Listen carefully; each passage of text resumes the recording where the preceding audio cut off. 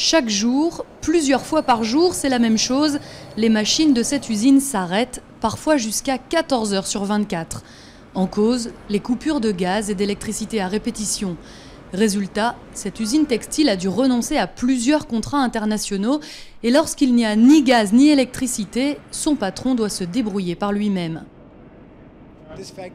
100% de l'énergie utilisée pour faire fonctionner l'usine viennent de ces deux générateurs qui brûlent de l'essence. Ils produisent un peu plus de 8 mégawatts pour faire tourner les machines. Et encore, les deux générateurs ne permettent qu'à quelques machines de tourner, alors le système D va plus loin. Les ouvriers de l'usine brûlent des rondins de bois pour produire de la vapeur et faire marcher d'autres unités de production. Compter sur soi-même, c'est le seul moyen de produire dans le pays. Mais l'essence des générateurs revient trop cher et le bois n'est pas une solution viable pour cette immense usine qui emploie 4000 travailleurs.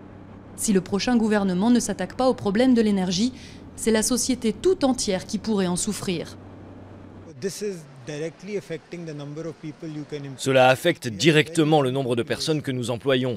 Nous avons une population très jeune, nous devons la mettre au travail, nous ne pouvons pas la laisser traîner dans les rues, ce n'est pas acceptable. Nous devons fournir des emplois et la seule façon d'en créer, c'est en ayant de l'énergie.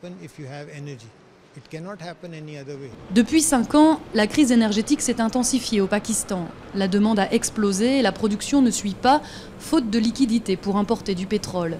Selon les experts, la croissance du pays, qui plafonne à 3,6% aujourd'hui, pourrait monter à 5,6% si l'énergie était mieux gérée.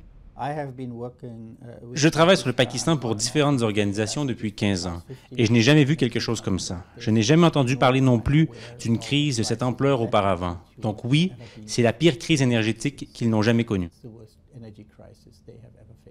Et tous les pans de l'économie sont désormais touchés. Pour les travailleurs de la route, la situation est devenue infernale.